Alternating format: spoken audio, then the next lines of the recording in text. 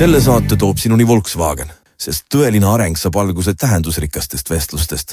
Praegu leiad aadressid volkswagen.ee eripakkumise. 10 meie populaarseimat mudelit ilma registreerimist tasuta.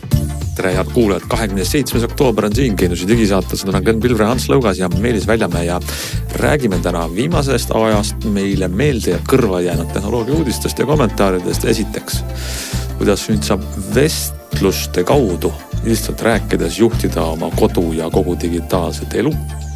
Siis räägime sellest, miks Glenn käib pildistamas prügikaste. Hästi kaugelt küll, aga siiski. Räägime sellest, miks Meelis tahaks tahvelarvutitega lutsu visata. Kuidas paremini kuulata muusikat, mis kõlab nüüd veel paremini. Ja meil on päris nutikad kirjad tulnud teilt, head kuulajad, nii koduse energeetika kui ka isikutuvastuse kohta. Ja alustame nüüd võib-olla siis sellega, et meil on Glenn, sa käid ringi ja siis räägid juttu ja siis mingid asjad juhtuvad su ümber.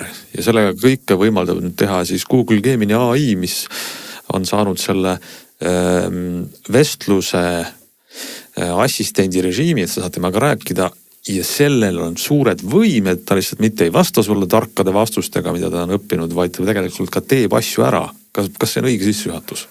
No see on peaaegu õige, ehk Google Assistent ja Gemini ju kogu aeg nagu käisid niimoodi käsikäes ja sa said valida seadistust, et kumba sa kasutad, aga suuresti oli Gemini väga tõrges, kui ta pidi päriselt asju tegema seni. Ehk et seni nagu Google Assistent oli see, kes asju tegi.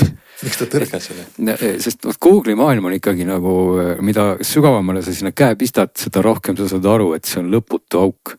Ehk et seal on Google Home, siis on seal Google Assistant, siis on seal Gemini, siis on seal, ma ei eksi vist Google Fit ja ma ei tea, mis iganes Google Health'id ja mingid imelikud asjad on seal kõik veel peidus ja kõik need kuidagi jagavad teineteisega andmeid siis mõnikord ja mõnikord on neid ei jaga. See on seal erinevad keelevalikud ja erinevad regioonid ja see on nagu meeletu rägastik ja nüüd see rägastik on läinud siis vähemalt nii palju selgemaks, et Gemini'l on nüüd siis täidesaatev jõud Google Home'i kaudu asjadele.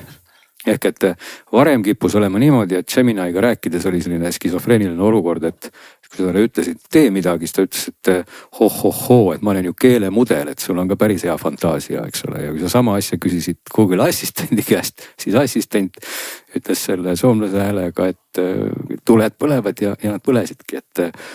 Aga nüüd on juhtunud siis nii, et Gemini saab asju teha. Kas Google Home on ju eraldi rakendus? Kus sa liidestad oma kodus olevad seadmed, näiteks sul on, ma ei tea, lambid, pirnid, telekad, kõik on ju. Ja väga palju on seal ka, ma julgeks öelda, üle 100 või tootjate tugesid, eks ole. Kõik seadmed, mis on siis sidestatud või kelle kontod on võimalik sidestada Google Home'iga. Küsin sinu käest, Glenn, seda, et kas, kui sa proovisid, kas sul mingeid sellise hetkiga tekkis, kus ta ei kuulanud sinu sõna või? No võib nii öelda, kas sa mõtled selle all, et ta nagu otseselt ei kuulanud või ta ei saanud Google Home'i kaudu? Ma mõtlen selle all seda, et tegelikult, et LLM-i anomaaliaid, ehk siis ma olen vaadanud kuulanud mingid podcasti, lugenud mingid artiklid sellest, et nüüd just see, et Gemini on nüüd, eks ole, siis Home'is ja saad, nagu sa räägid, juhtida nii-öelda vabas vormis jutus oma asju ja siis Amazon ja Alexa Plus on ka, eks ole, nüüd beetana väljas. Ja testijad ütlevad, et neid tohutult häirib see, et kuigi vana assistant ja vana Alexa alati ei kuulnud sind või sa pidid ütlema nagu spetsiifiliselt seda, mida sa ütled, sa võid teada, mida öelda, aga ta tegi nagu seda 100%. Siis praegu on see, et ta 9 korda lülitab ja järgmised 2 korda ei lülita, ehk siis ta on nagu LLM, mis tõlgendab sinu nii-öelda seda öeldud suvaliselt või kreatiivselt või nii-öelda nagu, kas sul ei olnud seda probleemi, et ei ole nagu nii-öelda, et nutikodu nagu töötab siis, kui sa oled 100% kindel, eks ole, et iga kord, kui sa midagi ütles, seda ka tehakse. Mitte on see, et ma ei tea, tule välja lülitab, teeb akna lahti. Ei, seda ta ei ole teinud, et ta minul nagu seda probleemi otseselt ei ole, et ta ei saaks aru. Pigem oli mul probleem see, et mul on Google Home'iga liidestatud mingite ma ei tea, kasutame sõna suvaliste mingisuguste nutilampide kontod ja mõnikord Google Home'is on nendega ühendust. Ja teistpidi mul on veel olemas ka Google Nest Hub 2 on vist see on selline ekraaniga nutikõlarike, kus sees on siis ka kogu see kodujuhtimine, aga seal sees ei ole veel Gemini tuge. Ehk et temaga tuleb ikkagi rääkida inglise keeles ja Google Assistendiga, mis on ka nagu, mul on nagu paralleelselt 2 maailma kõrvuti, mis on väga hea võrdlusmoment. Ja, et kas sa saadki nüüd siis teha seda eestikeelsena, mitte ei peale mingis keeles ütleme. See on nagu see. Eestikeelsena saan ma teha seda ainult läbi Gemini. Ja seda ma tahan küsida, et see Gemini liidestus käib niimoodi, et ma tahaks väga teada, kuidas sinul Androidi poole pealt see käib, sest iPhone'is on niimoodi, et sul on Gemini äpp, saad sisse logitud sinna, saad Google Home'i äppi sisse logitud ja siis annad integratsioonis lihtsalt üks nupp paned. Gemini saab nüüd liidestuse Home'iga, aga ma ei ole ise füüsiliselt selleni jõudnud temaga rääkida, sest et Gemini avamine iPhone'i peal on nagu lisasamm. Erinevalt näiteks, ma saan aru, Androidis on ju, kus sa saad lisasamm, sa vajutad nuppu ja ma pean selle äpi avama ja siis hakkama rääkima, et see ongi lisasamm. Kuna automaatselt, ma tahan öelda seda, et automaatselt vastab mulle, ilma et ma midagi puudutaks, Siri, kellel on teatavasti omad probleemid. Siri ei ole ka päris terve mõistus. Jaa, ma ei mäleta, mida sa küsisid. Nii. Ma küsisin seda, et kuidas sa Androidis liidestad selle Gemini Home'i, kas sa pead midagi tegema selleks või ta töötab automaatselt? Sa pead, kui ma nüüd ikka õigesti mäletan, siis kusagil ikkagi ütlema, et sa oled sellega nõus, et Google'i seadete rägastik on lõputu. Ja minu arvates mingisuguses loota, et sul on, sa oled leidnud. Mingis faasis ma ilmselt seda ütlesin et ma nõustun andma teile kõik võimalikke juurdepääse loomulikult. Tavaliselt seda küsitakse seal alguses telefoni algseadistamisel, eks ole. Ja. Ennem kui me veel asja tuhmani rohkem jõuame, mis teeb selle asja ka veel eriti segaseks, on see, et Google Home'i osad funktsioonid, nagu näiteks, need on siis need routines või rutiinid või automatiseerimiskomplektide loomine ei toeta eesti keelt Eesti regioonis. Et Google Home iseenesest töötab, aga kui ma tahan näiteks teha stiilis komplekti, et kui ma ütlen, et ma lähen nüüd magama ja siis selle peale ma ei tea, lülitakse igal pool välja tuled ja keeratakse mingisuguseid muid nuppe ja pannakse võib-olla mingisugused asjad mängima või vastupidi. Et kui ma tahan teha sellise komplekti asju, siis seda ma ei saa teha eestikeelsena Google Home'is, ma pean selleks Google Home'i muutma ingliskeelseks, selle ära tegema ja siis tagasi lülitama eestikeelseks, kui ma tahan eesti keelest edasi rääkida. Või siis teistpidi, mis on kaval selline otsetee, ma avastasin, et seda seadistust Google Home'is ei ole, aga kui ma panen seadete otsingusse rutiinid, siis seadistus leiab selle üles hüppab üle sellest valikust, mida Google Home'is ei ole ja avab need eestikeelsena. Ehk et nagu täiesti absurdne otsetee, mida muidu ei oleks ja see on just keele teema, et me oleme siin Eestis keerulises olukorras. Aga mul on selline küsimus, et mul mingi hetk hakkab mul kuklas tiksuma siuke tunne, et äkki me vaatame sellele 2025 aasta, lähiaastatele tagasi, nagu me kunagi 3D prillidega kodus teleka vaatamise periood oli, et see oli, kas see pole mitte hull, et sa pead ikkama vestled mingi suure keelemudeliga, mis kuskil andmekeskuses sinu seda juttu siis kiiresti töötleb ja siis paneb sul tule põlema? No seal on kahtlemata, see on oluline nüanss, mille peale mõelda, sest et kui ma nüüd toon näite, et kuidas see siis reaalsuses juhtub, et tegelikult see töötab minu puhul katsetustes nii palju, kui ma siin olen oma tulesid vilgutanud ja asju teinud, väga hästi. Ehk et eesti keeles, kui ma ütlen talle, et pane midagi põlema, kustuta ära, tee seda, ta teeb seda, aga ta vastab sellele ka natuke pikemalt. See on võib-olla minu probleem sellepärast, et mul on ta iseloomult tehtud selliseks nipsakalt sarkastiliseks, et ta on ütleme siis otse välja, ta möliseb kuidagi palju. Miks sa tahad sellist asja, ma ei saa sellest aru? Ma temaga rääkides on see tore olnud, aga ta on, võib-olla ma olen siuke masohist, eks ole, et ma olen öelnud talle, et ole ikkagi suhteliselt lühike oma vastustes ja nii edasi, et selles mõttes, kui ma ütlen talle, et ma panen tuled põlema, siis ta panebki need põlema, ei ole mingit juttu.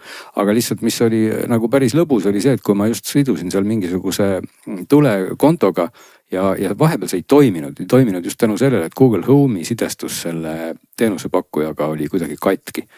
Ja siis ma proovisin mitu korda ühte tuld sisse välja lülitada ja see tõesti töötas. Ja siis ma nentisin ka talle öeldes, et see tõesti toimib, mille peale ta siis vastas mulle, et see on ju iseenesest mõistetav, et toimib, et ma olengi siin selleks, et sinu käske täita, isegi kui sa pidevalt sama tuld sisse ja välja lülitad. Ja siis küsis ka, et pehmelt öeldes, mida ma siis järgmiseks nüüd sinu jaoks ette peaks võtma. See on iseenesest tore, et sul on selline veitsa sarkastilise suhtumisega ülemteener, aga küsimus on see, et kas sa hakkadki jääma siis nende lausete kaupa oma tulesid üritama või ju tegelikult võiks olla ju võlu selles, kui ta teeb, ütleme, et sa ostad ühe uue nupu, mingi nutinupu ja siis ütled, et programmeeri see niimoodi, et hommikul nupule vajutades lähevad tuled mingi 50% hommikuvalgusega ja õhtulise vajutades läheks 25% õhtuvalgusega ja siis see on seadistatud, et see on see intelligents. aga see on, ma arvan, nurga taga, sest et tegelikult praegu ka okei, see, et ta nüüd kogu aeg midagi vastu õiendab, ma võin talle vabalt ka iseloomustusse kirjutada, et vasta mulle ühe sõnaga või ära vasta üldse, eks ole, ja siis ilmselt ka see nii juhtub. Et tegelikult, kui ma olen proovinud siin asju aktiveerida ja vastupidi selliste vestlustega, mis assistendiga kindlasti ei toimiks, siis Geminiga nad toimivad. Toon näiteks näite, et Google Assistendi jaoks peavad olema nimed kindlasti ingliskeelsed, kui ma räägin praegu taga inglise keeles. Ja sestap näiteks, kui mul on mingid asjad köögis, siis ma ei saa öelda, et on köögis, ma pean selleks nimeks panema siis, ma ei tea, kitchen või iganes muud ingliskeelsed. Aga Gemini puhul ma võin teile vabalt öelda, et see kitchen on ka eesti keeles köök või ma võin öelda hoopis veel midagi muud, ma ei tea, et see on tulipliidi juures või tulipliidi all või peal või. Ehk et ma võin teile õpetada tegelikult hoopis muid seoseid ka ja edaspidi võingi siis eesti keeles ma pöörduda Gemini poole ja rääkida hoopis oma köögiasjadest. Ta saab ikka nendest aru, olgugi et nende nimi tegelikult Google Home'is on kitchen. Et ilmselt kui eestikeelseks muutub ka Google Home'is, ma ei tea kunagi või lõpuks midagi, siis seda probleemi ei ole, aga selle jutu sisu on tegelikult see, et Gemini lisab kogu sellele juhtimisele tegelikult väga sellise hea kontekstuaalse mõõtme, mis ei ole üldse selline robotlik. See, et ta nüüd iga päev midagi või iga kord midagi vastu kobiseb pikalt, see pigem tekitab nagu küsimus, et et kas selleks on vaja meil nagu planeedi ressurssi kulutada, et assistent, kes peab panema tule põlema, siis ka ütleb, mida ta sellest arvab. Aga see on võib-olla tõesti kasutaja enda küsimus, et kui sa ei taha ju seda kuulata, siis sa ei pea seda tegema. Tunnistama, et mina ei teadnud sellist asja üldse muuta saab, ma ei ole viisinud sellega tegeleda ja isegi sellest süveneda nii palju, et ma peaks nagu teda häälestama niimoodi, eks ole. Sa saad muuta, jah. Sa võid seda vabas vormis talle öelda. Tegelikult kõige lihtsam on talle öelda, et edaspidi palun tee nii või siis kui ma räägin sinuga lampidest, tee nii. Ma võin siia lõppu lisada ühe enda hiljuti toimunud asja, mis siis puudutab Google Home'i, et ma testisin siin erinevaid kallimaid robottolmuimejaid ja mõnel Hiina tootjal on siis menüüs või seal äpis on nagu suurelt ka Matteri tugi välja toodud. Ma mõtlesin hea küll, et siis on nagu mõistlik testida ka seda ja kõik 3 erineva tootja roboti, mille ma Matteriga siis Google Home'iga siduda üritasin, mitte ühelgi mul see ei õnnestunud, ehk siis QR-kood töötas ja Google Home tundis ilusti ära roboti ja ütles, et ta on selle ilusti ära seadistanud, eks ole. Ja siis iga jumala kord või iga roboti puhul ütleb ta mulle, et seade ei ole voolvõrgus. Kas seal oli ka mõni Roborock? Jah, Roborock, Dreamy ja Ecovacs olid need, mida ma proovisin. Roborock ei töötanud sul? Ei. Aga huvitav, minul on Roborock ka Home'is ja töötab väga hästi. Ja ma arvangi, et see on minu seadistuse spetsiifiline kala, sest et kõik 3 tootja sõltumata näitab mul ilusti Home äpis, eks ole, robotit, aga ütleb, et selle ei ole vooluvõrgus. Aga samal ajal Roborock enda äpp või vahet pole milline neist, Dreamy äpp või Ecovacs töötas ilusti samal hetkel, eks ole. Nii et ilmselt Google Home'i ja siis selle äpi vaheline suhtlus oli kuskilt poolt katki. See võib üldse minna, ma olen siin oma igasugust valgustite puhul ka näinud, et see võibki mingil täiesti kontrollimatul hetkel katki minna, et see nagu selle tootja enda äpiga töötab, aga läbi Google'i siis see mingil hetkel ei tööta, aga sellel ei ole nagu mingit seost nüüd loomulikult sellega, et kas sa juhid teda siis Gemini'ga või sa proovid teda siis juhtida läbi assistendi, eks ole. Võib-olla sa ütlesid, aga ma ei saanud ühest asjast aru ikkagi veel, tulles iPhone'i maailmast ja kuulates seda, mida sa saad teha ja rääkida oma nutikoduga, ükskõik kas ta on sarkastiline või ei. Kas sa saad seda Gemini't nii-öelda käivitada või talle lausid öelda ilma telefoni puutumata? Mina olen muidu kõige rohkem sellest nagu kellast kasutanud, et seda saab ka telefonist teha, et ei ole vahet. Jah, et mul on see Nest Hubi kõlar ka siin kapi peal, siis mul on tegelikult, kui ma ei eksi, vist seadistudki nii, et see Hey Google reageerib sellele Nest Hubile või ma isegi jään praegu vastusevõllu, et mis seade mul siis päris nii ei ole, et nii kui ma ütlen Hey Google, et siis kõik 3 asja tahavad korraga midagi teha. Selles on nüüd sa oled eelisega, sest et minu Google'i Home'i kõlar ei reageeri minu targematele küsimustele, sest et see maksab nüüd lisa. Ehk see on siis see kallim Gemini pakett, mille hüvesid sina naudid, et kui ma ka selle kallima paketti ostaks, mis tooks Gemini kodukõlarisse, siis see on kõige mugavam kodus. Mul kõlaris ei ole Geminitel, kas sul on, sa tahad väita või? ma ei ostnud seda paketti. Tasuline Gemini pakett töötab Google Home'is. jaa, aga see ei ole veel nagu roll out minust käib praegu. Betas vist ainult valitud riikides, eks. Ja valitud riikides ta ei ole meie valitud riiki jõudnud. Et seda ma just ütlengi, et kõlarist... Ma ei ole ka maksnud sellest. Jaa, aga isegi siis, kui sa oleksid, kõlaris seda ikka täna ei ole. Sa ikka ei saaks, jah.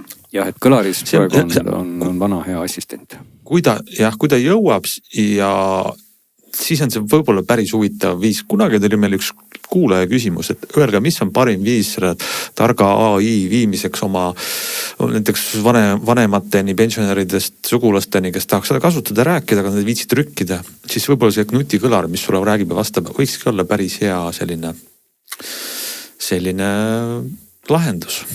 Aga nüüd me läheme vist. Täna see, kuidas ma ütlen, see sama Google Nest või nutikõlar olgu see ekraaniga ilma.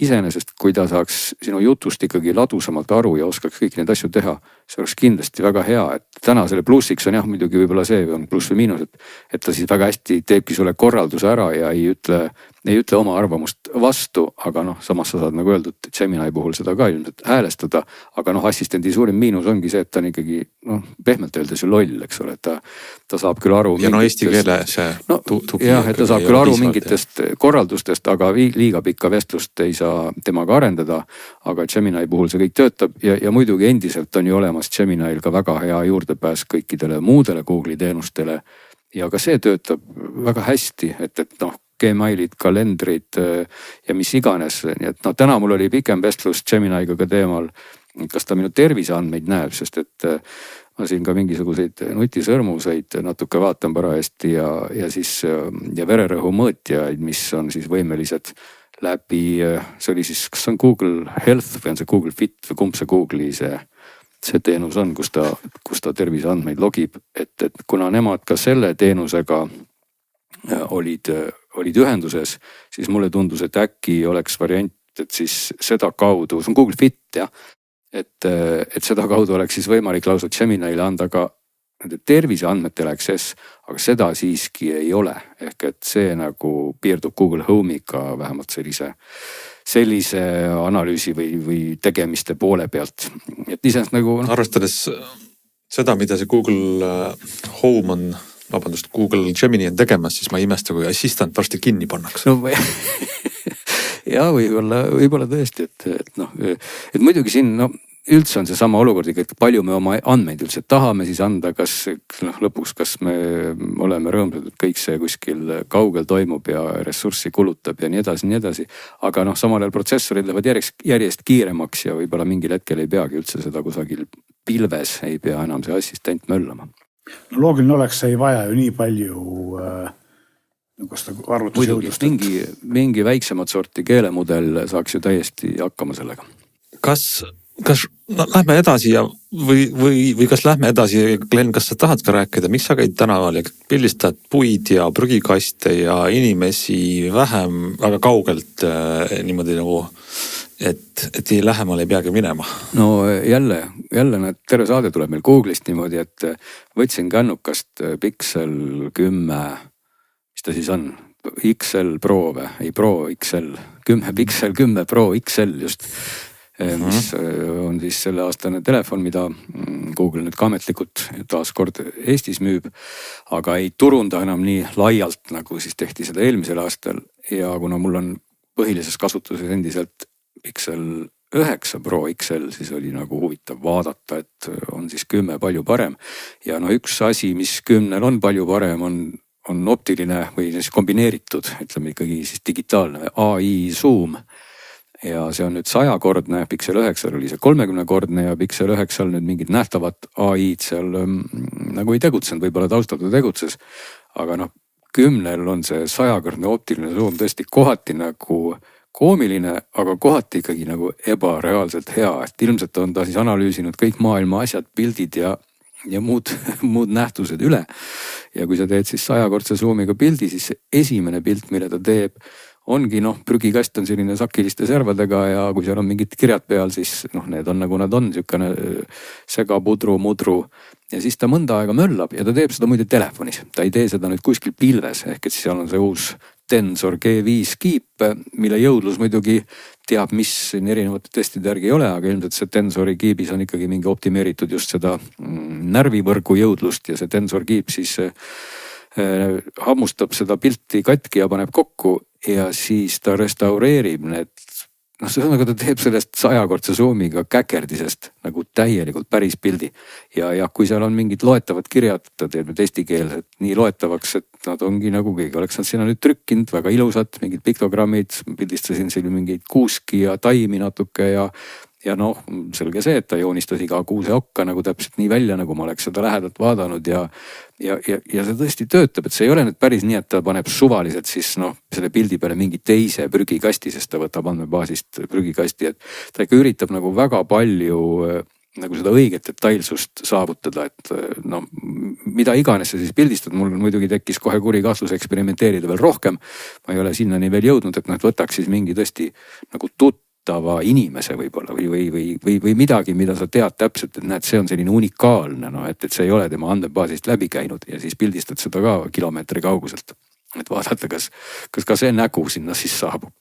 See on nagu väga lahe, et selline näide tehnoloogiast ja kas mul on kuidagi imelik tuju täna või, aga ma jällegi mõtlen, et noh, et kas see on, ma natuke oleme tagasi aastas 2005, kui Olympuse digizoom tuli välja, mis oli, ma ei tea, mingi 10 millimeetrit kuni 35, mis tegi siis, ma ei tea, mitme korra või 3 millimeetrit 35, sul oli see käes see seebikärp, mis rämeda zoomiga ja see oli väga lahe, aga ma ei tea, kas seda me vajasime. Nüüd on siis meil lihtsalt on see mootor selles telefonis, mis on nagu noh, tehnoloogia ikkagi ülivõimsa hüppe edasi teinud, aga no kas sul on vaja seda? Ja, no kui sul on vaja, kui sul ei ole vaja, sul ei ole, eks ole, et selles mõttes, et sa ei oska seda seni hinnata, kui sa oled selle hetke juures, kus on vaja sealt kuskilt üle mere mingit silti lugeda, eks ole. Ja võib-olla nagu oluline on ka see, et kui kasutatav ta tõesti nagu on, et noh, siin Samsung on ju ka kasutanud samasugust metoodikat, aga seal natuke on nagu läinud see sealt nagu lappama, et see tulemus, mis ta teeb, on nagu suhteliselt loominguline. Ja et ma tegelikult just imestasin, kui ma lugesin seda, et oi, et näed, Google on nüüd selline super zoom digitaalne või siis nii-öelda AI zoom, siis ma mõtlesin ka, et noh, et okei, et Google on siis nagu hiinlaste järgi tõmmanud, sest et Xiaomi'l ja Honoril ja teistel siin tippmudelitel on see olnud juba eelmisel aastal, eks ole, ja üsna muljetavaldavate tulemustega. Ja siis, kui ma nagu nägin neid testpilte, mida Pixeliga tehakse, ma sain aru, et tegelikult Google on see ikka palju paremini teinud kui need hiinlased, kui hiinlastel on ka see parem kui Samsungil näiteks on. Aga jah, Google on nagu teinud ikka veel loetavuse mõttes sammu edasi. Ja siis me oleme jälle selle küsimuse juures, et mis on pilt, eks ole?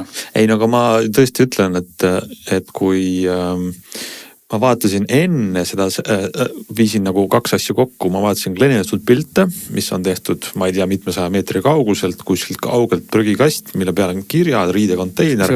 See oli vist mingisugune taaskasutuskonteiner, ärme tee liiga sellele, et see ei olnud päris prügikast. Jah, see ei olnud prügi, see oli taaskasutus ja see nägi välja nagu, noh, kuidas ma ütlen, nagu vau, nii puhas, ülisuur zoom, aga siis, kui sa hakkad natuke keskenduma, mõtled, et midagi on sellel pildil, et ma ei tea, kas Glenn tegi mingit nalja või et midagi on sellel pildil nagu valesti, sest et noh, et tähed on ju kõik natuke pisut sellised, iga täht on natuke A on erinev A ja noh, sa saad aru, et see ei ole nagu üks ühele päris, aga ta annab edasi selle mõtte. Eks ta ei ole nagu foto, aga sa saad teada täpselt, mis seal kaugele oli ja sa saad selle suurendatud. Võib-olla see on kaasaegne binokkel hoopis, äkki peaks selle binokli äppi panema. Nagu kunstnik oleks foto pealt maha joonistanud, eks ole. Aga no kui ta teeb seda õigesti, kui ta ikkagi taastab, restaureerib need detailid õigesti, siis ju ongi hästi, eks ole, et kui ta joonistab sinna teised sildid või teised tekstid, siis on see natukene pahasti. Selles kurikuulses Ameerika krimisarjades CSI, mis iganes on, kus on üks detektiiv vaatab üle tehniku õla, ütleb zoom'i sinna sisse ja siis ütleb enhance. See on need kohal. Ja nüüd on see kohal. Et ma arvan, et see on see funktsioon. Et niimoodi müües. No siis rääkides võib-olla veel, mis seal Pixel 10 samal teemal kohal on, et nüüd on tal kohal ka selline, kas siis ma ei tea, kas see põhineb siis Gemini'l või mingisugusel muul LLM-il või mis iganes tarkusel. Et kui sa hakkad pilte tegema, siis ta assisteerib sind tekstiliselt, andes sulle juhendeid, mida teha. Ehk et kui sa nagu kadreerid, eks ole, valid mingisuguse, mida iganes sa siis kaamerasse parajasti võtad ja ütled siis, et palun nüüd aita mind, ma ei ole nüüd suutmatu, et mida edasi teha. siis ta analüüsib selle pildi ära ja kõigepealt annab sulle variandid, mida seal võiks nagu rõhutada selles kaadris. Noh, mis iganes seal pildi peal siis on, võib-olla on seal mingi loom, inimene või kolmas asi, siis ta näiteks ütleb, et aga kui sa tahad rõhutada nüüd seda looma või inimest, siis hakka tegema nii. Kolmas variant või teine variant on sul ka öelda, et AI nüüd ise otsustaks, mille moodi see pilt võiks olla või mida sa tahad kadreerida. Ja siis ta vaatab selle pildi veel kord üle ja pakub sulle siis, et tema arvates selle pildi peal peaks nüüd rõhutama just nimelt seda. Ja kui sina oled sellega nõus, siis ta annab sulle sellised näidiskadreeringud piktogrammidena nagu kujutada ja siis ka tekstiliselt sammudega juhendab sind. Ja siis selleks ajaks on see aeg juba läinud ja hetk on möödunud, eks. Ei, no jaa, aga no ütleme, kui sa teed midagi staatilist, no näiteks mul üks katse oli, ma võtsin täitsa suvaliselt, mul olid mingid kõrvaklapid, klaveri mingi nurga peal, keerasin telefoni sinna poole, mille peale ta kohe küsis, et kas ma tahan teha kunstilist pilti klaveri klaviatuurist, tahan ma teha lähivõtet kõrvaklapi mingist logost või tahan ma mis iganes asju teha ja siis ma ütlesin, et otsusta ise ja siis ta pakkus mulle mingisuguse kunstilise nurga ja ütles, et ma läheks telefoniga sinna, nihutaks neid klappe ja kasutaks mingit makrorežiimi ja kogu selle peale oli kohe nagu nupi järgmine ehk et tal on selline nagu niisugune tekstiline abimees on nüüd sul, mis ütleb siis kuidas pidi ja mida sa peaks oma telefoni tegema, et tegelikult jälle päris nutikas, noh kui ma mõtlen, et ma ei tea, kas ma oleks võib-olla keegi, kes tahab õppida fotograafiat või siis mul on, et telefon ise nüüd proovib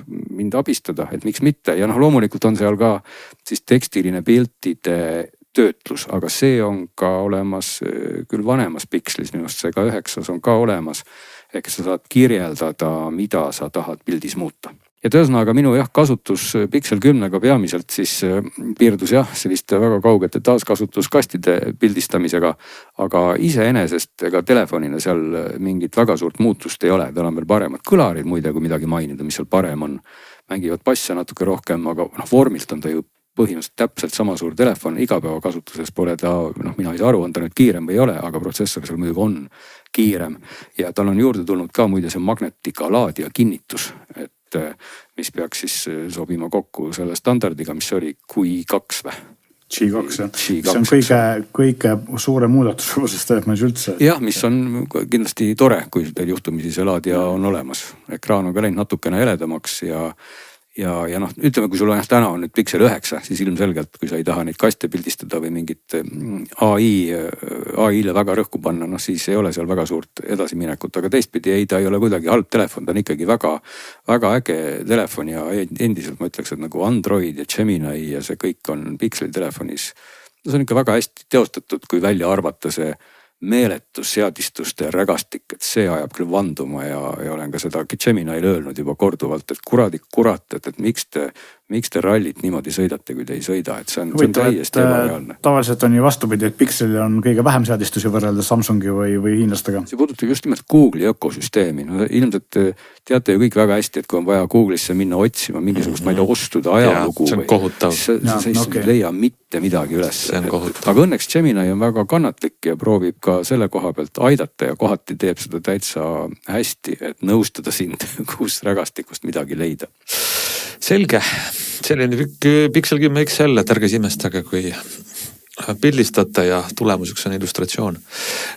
Räägime natukene muusikast korraks, väike infokilluke neile, kes on silma ja kõrva lahti hoidnud selles osas, et millal saab kuulata siis kõrgema kvaliteedi muusikat streaminguteenustest, eelkõige Spotify'st ja nüüd Spotify lossless kvaliteediga kadudeta muusika streaming on nüüd Eestis saadaval. Kellel on Spotify olemas, siis see on tegelikult, ta ei tööta automaatselt, nagu võib-olla mõnedel teistel teenustel, siin Apple Musicul vist peaks olema Spotify'le minna siis seadetesse, meedia kvaliteet, kus saab valida siis millise kvaliteediga muusikat mängitakse, näiteks Wi-Fi puhul saad määrata losslessi, mille maht hoiatuseks on kohe väljas, et umbes 1 gigabait, mitte gigabitt, aga gigabait tunnis andmaht ja saab panna siis näiteks üle mobiiliandmeside natukene madalama kvaliteedi. Ja lossless, mida see tähendab, Spotify lubab, et sellega saab siis 24-bitine muusika, 44,1 kilohertsi FLAC kodeeringus või? Jah. Formaadis. Kodeeringus vist. Nii et super on ju. jah, no ma ei teagi, kas ma tahaksin üldse midagi kommenteerida või mitte, et selles mõttes võib-olla tõesti, kui teil on kuulamiseks seadmed, mida te siis kullatud kaabliga ühendate Spotify külge, siis on sellest nagu võib-olla natuke kasu. Aga noh, kui te kuulate Bluetooth klappidega ja noh läbi mis iganes tavalisema SBC või AAC koodeki, noh siis on losslessist kaob less ära, siis jääb ainult loss. Kusjuures ega ei saagi, ma ei tea, kuidas Androidi peal see on, aga Spotify puhul on Spotify on sisse ehitanud piirangud, kui sa iPhone'i peal oled ühendatud Bluetooth klappidega, siis losslessi peale sisse lülitada ei saagi ja ütlevadki, Spotify ütleb, et Bluetoothil neil ei ole seda koodekit, millega siis kadudeta edastada seda. Nii et küsimus on, et kuidas seda nautida.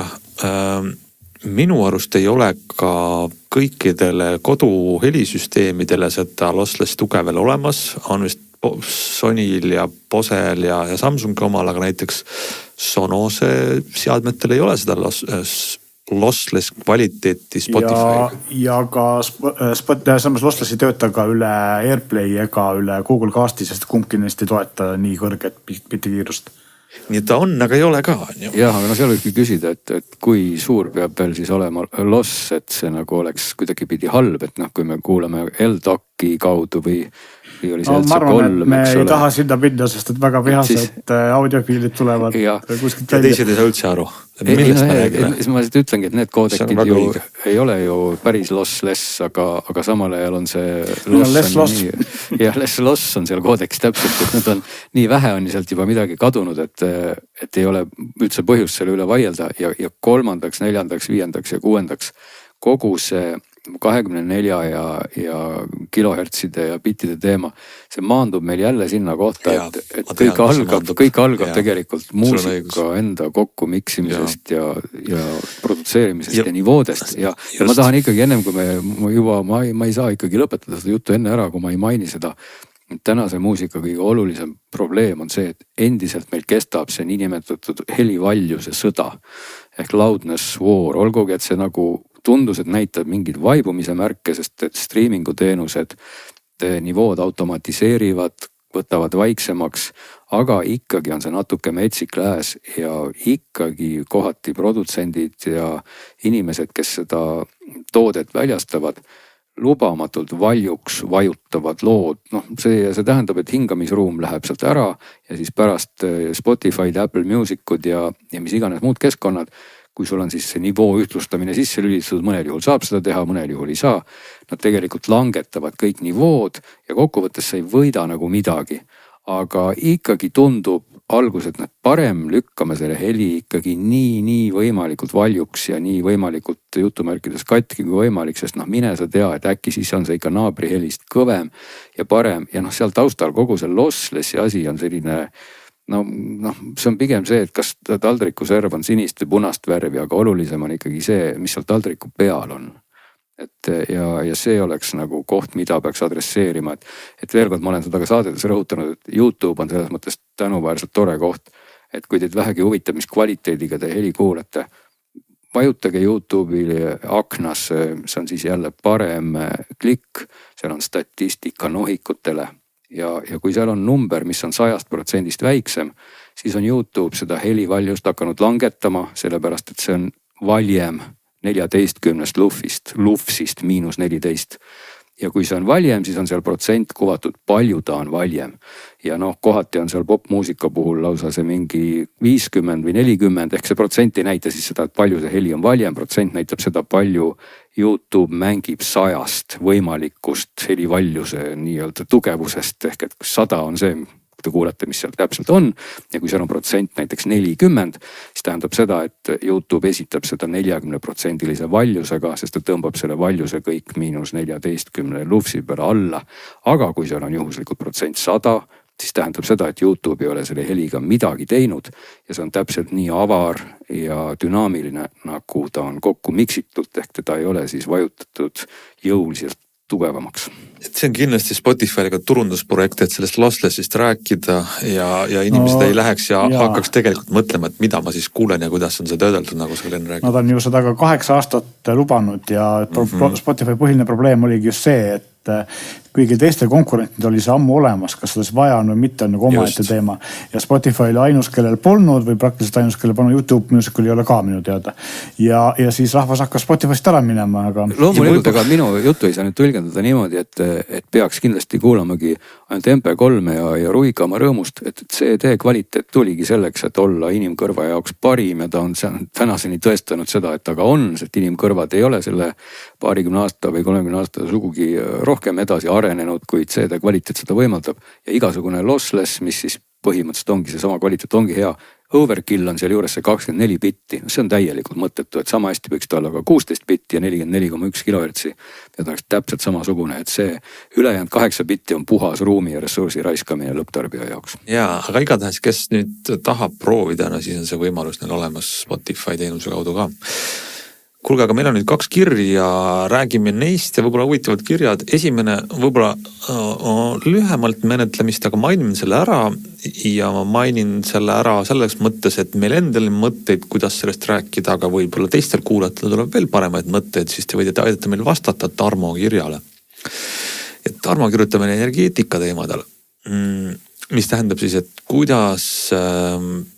energiatootmisega alustada mitte ainult oma eramajaga, vaid ka korteriga. Tarmo ütleb, huvitav näide on Saksamaal toimuv, kus võib kuni 8 vatisega päikeseenergiajaama ühendada oma elamisse ilma sertifitseerimata ja ametliku dokumentatsioonita.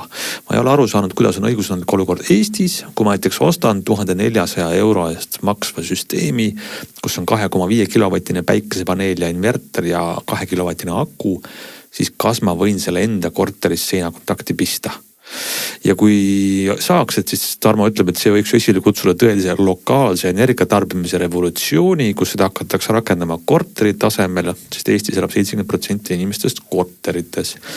Küsib, et kas võiks seda kuidagi lähemalt uurida, nii seadusandlust või ka seadmeid.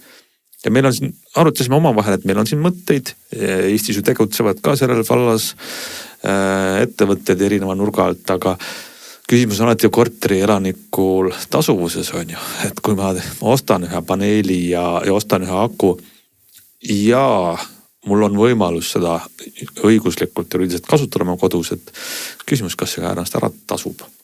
Sel teemal, mis haagib ka natuke, mitte natuke, vaid täiesti otseselt energiaga, olen ma hiljuti Geeniuse koostöös teinud mõned podcastid või taskuhäälingu saated, mille nimi on Energia tulevik. Ja seal on jutuks olnud erinevad Eesti edumeelset mõtlevad energiafirmad ja üheks neist olid ka Ampere Plus ja Fusebox, kes tegelikult sarnaste lahendustega ka tegelevad, võib-olla me võtame tõesti, toome nad ka äkki siia saatesse, võite ka sealt kuulata, seal üks saade siis räägibki nendest nii-öelda, kuidas ma ütlen, virtuaalsetest elektrijaamadest, kodustest lahendustest, kuidas integreerida selline mikrotootmine kokku siis, mis moodustaks lõpuks makrotootmise, kuna teda on siis nii palju ja baseerubki siis puhtalt sellel elektri hinna kõikumisel. Ehk tegelikult see võti ongi seal, et kui on tuul ja päike, siis ei pea kasutama võrguelektrit, eks ole, või siis sa võid kasutada võrguelektrit, elekter on nii odav, aga kui tuult ja päikest üldse ei ole, et siis võtad oma sealt akust elektri, mille sa oled siis sellel odaval ajal sinna sisse pumbanud ja kasutad seda. Ja tegelikult see tarkvaraline lahendus justkui silubki siis neid samu tippe, mida suures mastaabis ju peaksid tegema elektritootjad lausa ise, et kui meil on mingisugused mis iganes hüdrosalvestid või akupakid, siis tegelikult on ka ju tootjad seda tegemas, eks ole, et sel ajal, kui on tuult päikest palju, sel ajal siis täidetakse neid salvesteid. Aga miks mitte ka kodusesse sahvrisse nii-öelda natukene koguda? Just nimelt, et tegelikult sama asjaga siis need eelpool nimetatud firmad ka tegelevad lahendustena, aga loomulikult seal jääb see küsimus muidugi õhku, et kõik sõltub tarbimismahust ja tasuvustest ehk et kui sinu igapäevane elektriarve näiteks täna on igal juhul mingisugune 30 eurot või 40 eurot. No just. Et siis, kui sa nüüd hoiaksid sealt pealt kokku 10 eurot, võib-olla ka 20 eurot, et siis sa pead ise arvestama, kui palju, mitu aastat sa pead seal kokku hoidma. Aga iseenesest, kui numbrid lähevad suuremaks, siis selles mõttes võib nagu värvi olla. Ja muidugi teistpidi on see ka selline asi, et mida rohkem me nagu sellele elektri hinna varieeruvusele panustame, seda vähem see hind lõpuks varieerub. Et lõpuks on olukord, kus kõik ongi nii hästi tasakaalus, et sel ajal, kui elekter tegelikult on kallis, siis need virtuaalsed kodused elektrijaamad lihtsalt toodavad nii palju elektrit, et see ei ole enam kallis. Ma arvan, et enne saab universum otsa, kui inimkond jõuab mingisuguse tasakaalu siin omadega, aga no võib-olla jah. Et kui seda kõikumist enam ei ole, ehk siis me ei saa enam selle kõikumise pealt võita. See on hea mõte, et ma saan aru, et üks saade on, kus sellest on räägitud, kuulake seda, aga kui te arvate, et Tarmo teema on mida me võiks ka ise veel menetleda, siis kirjutage meile ikka veel juurdelt, andke ka märku. Digisaadet Geenius.ee. Meil on üks kiri veel, ka väga huvitav, väga tähtis ja teema on riigi äpp. Kristjan kirjutab meile niimoodi, et me rääkisime eelmises saates riigi äpist, mainisime kurjalt riigiametnikke. No väga kurjad ei olnud, aga lihtsalt olime rahulolematud. Kristjan kirjutab, et miks ei saa siis seda kasutada näiteks ka politsei. Kurat peitub detailides, et täna isiku QR-koodi kontrollida peab kontrollija oma telefonis ise äpi sisse logima. Ilma selleta ei saa avada seal skaneeri dokumenti võimalust. Aga töötajad firmades, raamatukogudes, kohvikutes, valimisjaoskondades ja ka politseipatrull saaks seda teha ainult töö ehk asutuse telefoniga, sest töötajalt ei saa nõuda isikliku telefoni kasutamist. Sellest me rääkisime ka väga adekvaatne argument mõnes mõttes. Töötelefonid on aga tihti ühiskasutuses, kindlasti on see nii riigiteenistustes, mis tähendab seda, et ühiselt kasutavast telefonis ei saa vaikides määrata äpi avamiseks ühe isiku parooli või näokujutist. Seega sa pead äpi avama ja siis logima sisse sinna mobiil-ID või smart-ID-ga, mis asub sulle isiklikus telefonis, kuhu tuleb see teavitus.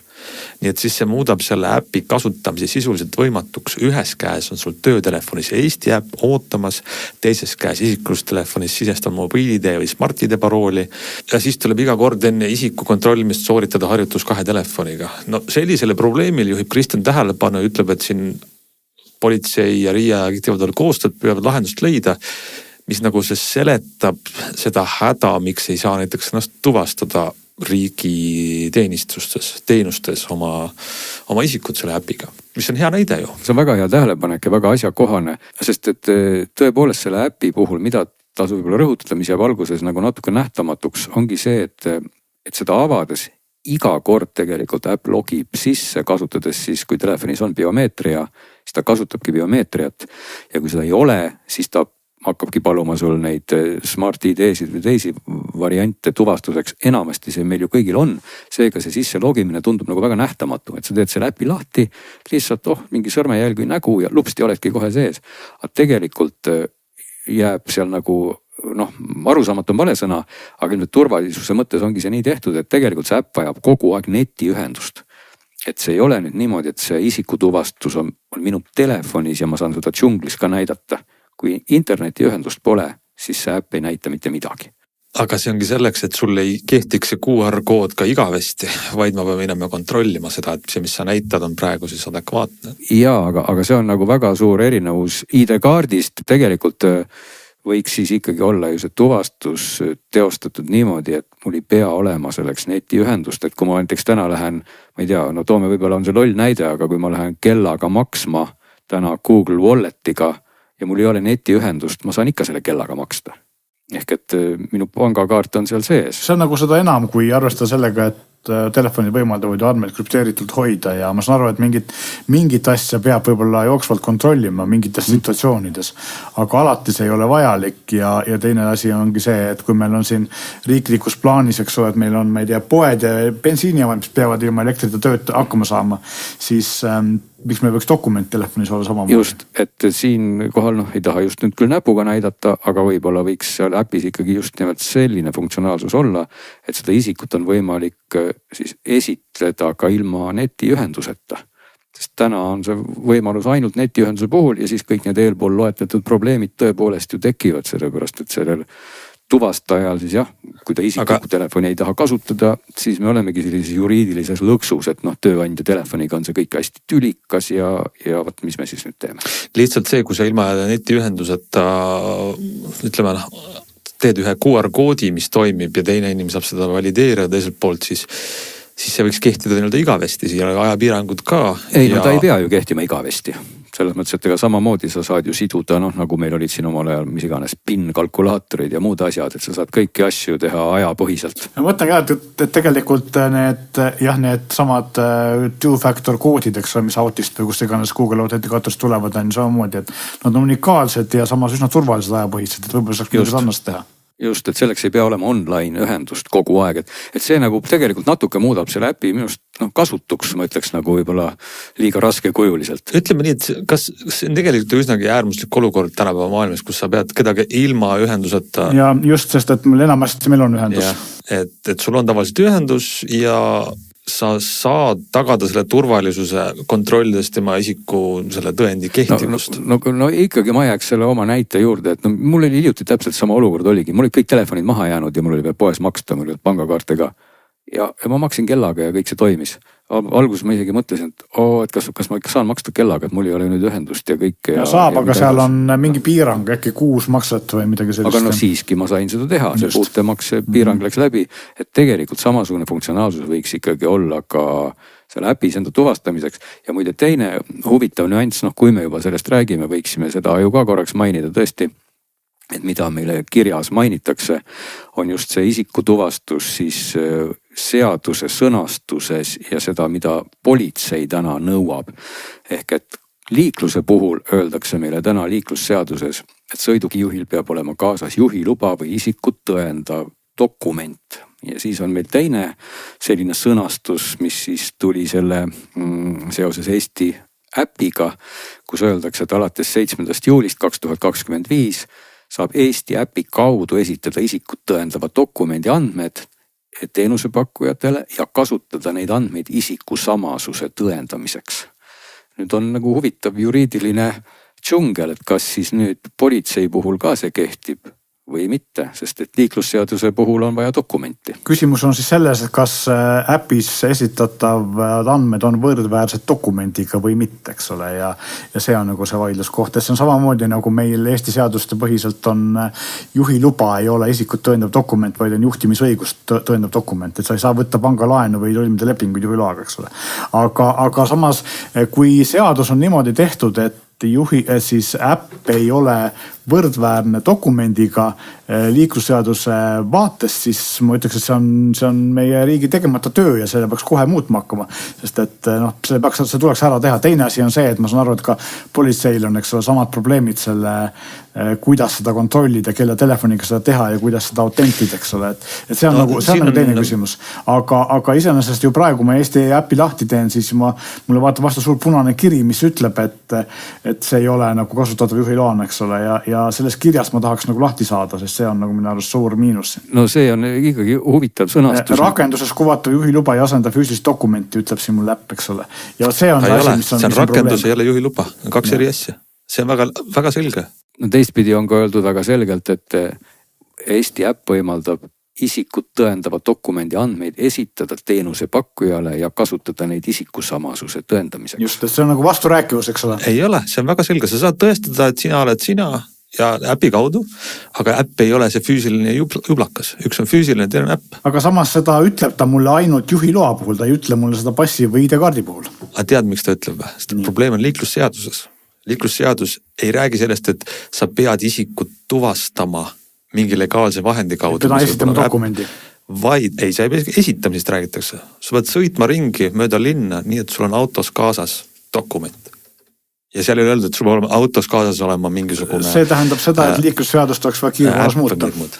Absoluutselt. Ja selles ongi probleem, aga kuni seadus ütleb, et sa pead ringi sõitma nii, et sul on dokument, siis vahet ei ole, kas sind tuvastatakse või tuvastata või sa oled ütleme, keegi ei pea kinni pidama, kes ei pea isikusamastut tõestama, vaid et sul ei ole dokumenti. Sest et tegelikult on ju see, et seaduse mõte ehk siis selle dokumendi kaasas kandmise mõte on see, et politseiametnikul oleks võimalik sind tuvastada. et selles mõttes nagu sa ei pea seda dokumenti kaasa kandma igaks juhuks, vaid see ongi see mõte ja kui seda saab teha ka samamoodi äpiga, siis noh. See on ajale jalgu jäänud see seadus, mis ütleb, et sul peab olema kaasas mingi asi, mis seal võis algupärast kirjutati selleks, et kui sul on jama, siis toimub isikus samasuse kontrollimine, milleks nüüd on äpp, aga noh, see on jalga jäänud punkt. No me oleme tegelikult lihtsalt olukorras, kus liiklusseadust ei tõtatud muutma seoses Eesti äpi tulemisega. Ja seetõttu see punkt, mis on liiklusseaduses, on seal olnud juba tükk aega ka enne, kui tuli Eesti äpp. Siin on vist jah see vastuolu, et Eesti äpiga tegeles või selle juriidikaga ju tegeles Justiitsministeerium ja kas politsei ja liiklusseadus on Siseministeeriumi haldusalas äkki siis on nii, kui ma ei eksi. Et see on erinevad ministeeriumid, kes siis nagu võib-olla omavahel piisab palju pole läbi rääkinud. Mõnes mõttes huvitav olukord, aga nagu Meelis ütles ka, et kui me selle võrdsustaks, siis on kohe politsei muidugi täpselt samas olukorras, et kuidas ta siis nüüd seda ikkagi teeks. No see on tegelikult ju see suurem reaalne ja füüsiline probleem, eks ole, mis tuleb lahendada. Aga veel kord, see on see probleem, mida meie ilmselt ei lahenda oma saates, küll aga on mõnes mõttes võiks raputada siis tuhka pähe mitte ainult endale, aga võib-olla ka sellele kirjutisele, millest rääkis meil minister, kui ta tegi kriitikat, et miks ei saa ennast tuvastada, sest et tegelikult oleks võinud ka selles kirjutises välja tuua need samad valupunktid või need kitsaskohad, mida tõi välja meile see kiri. Et need olid väga adekvaatselt ju põhjendatud ära, miks seda ei saanud teha. Tõestus on praegune saate lõpuks väga selge, ma olen kõigile, et meil on väga intelligentsed kuulajad, kes saadavad alati väga tarku kirju, nii et me julgustame seda ka edaspidi tegema, hea meelega jagame ja diskuteerime siin omavahel kui ka teiega. Aga tänane saateaeg vist jõudnud lõppu. Kirjutage siis meile digisaade@geenius.ee. Meie räägime nendest ja muudest teemadest edasi juba nädala aja pärast.